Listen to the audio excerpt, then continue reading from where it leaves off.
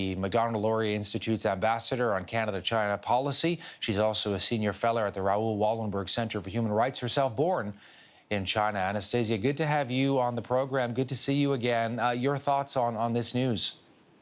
Well, this is almost predicted by every China expert around the world.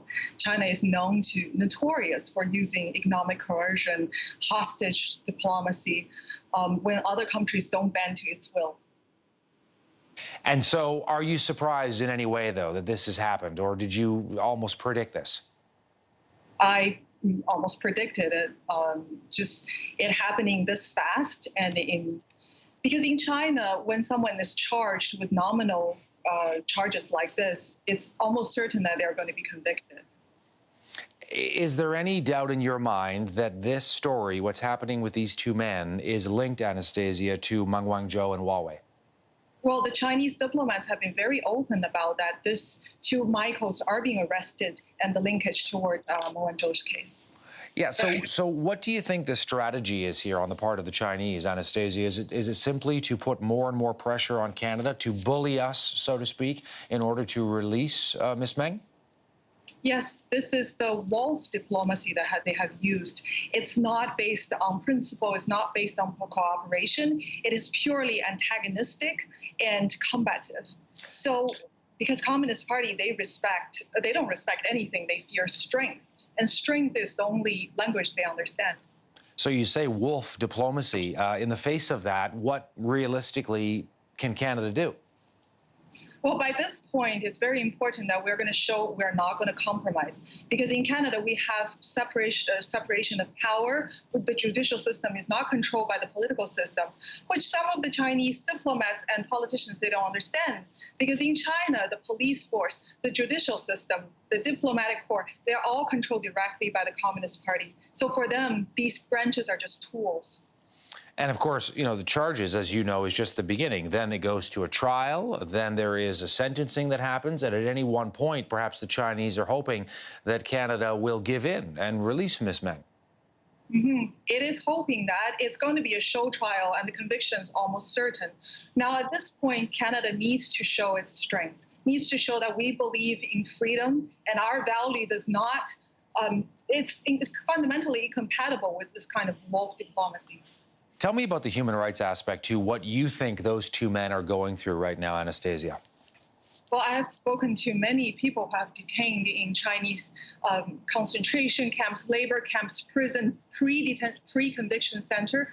In China, there's no presumption. Well, I should say the Communist Party does not believe in you're innocent before you've been convicted. For them, the people who are not convicted are called unconvicted criminals. That's the way they look at them.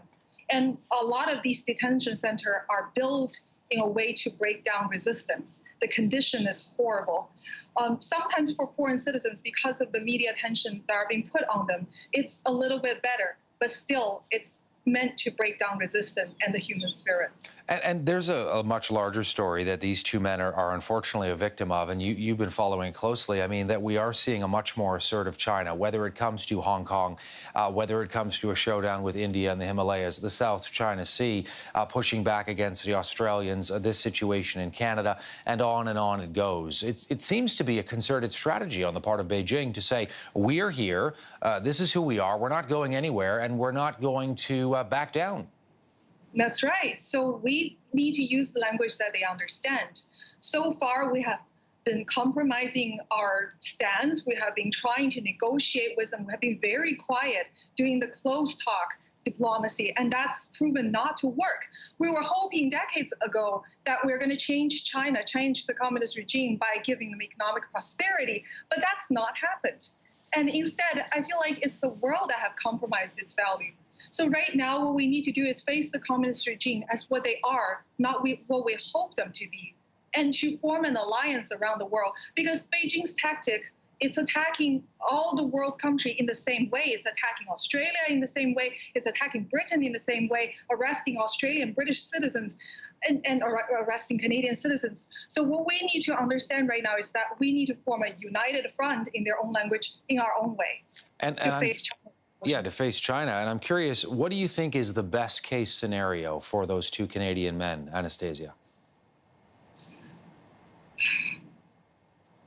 it's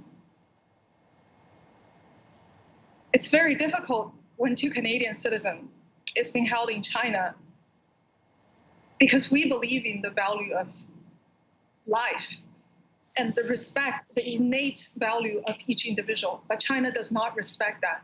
On a strategic sense, we need to not compromise. Anastasia Lin joining us from New York. Listen, I want to thank you for taking some time to come on the program and share your thoughts. I know this is very personal for you as well. Thank you. Thank you.